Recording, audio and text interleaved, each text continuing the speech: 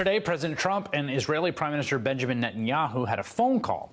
And according to the White House readout that they put out afterwards, apparently the two did not talk about what was probably the most important thing for them to talk about. And that's the fact that just a few days ago, Israeli troops shot more than 750 Palestinians, killing at least 15. Yes, that is the correct number. More than 750 Palestinians shot, at least 15 dead.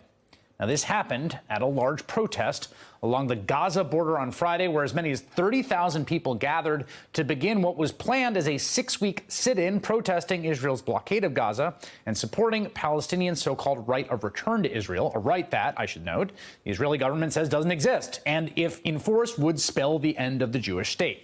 Now, defenders of the Israeli military's actions will point out the protest was endorsed by Hamas, which rules Gaza in a thuggish and anti-democratic manner, and which uses violence and terror in its campaign against Israel.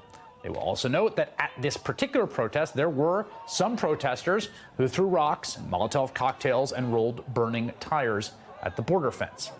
All of which is true, but in no way justifies what Israeli soldiers appear to have done, which is perch on a hill and pick off protesters with sniper fire.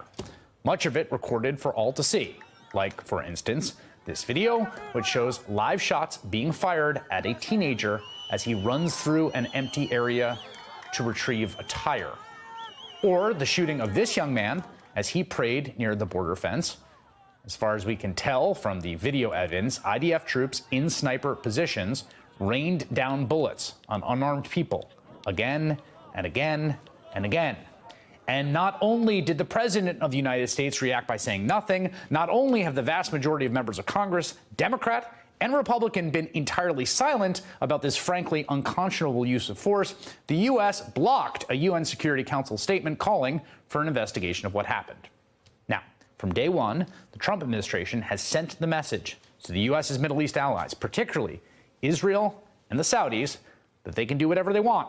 There will be no raps on the knuckles, as there might have been in days of yore, no more tisk-tisking about restraint. And our allies are taking that directive and running with it. And that video of teenagers being shot in an open field, that's what it looks like when they do.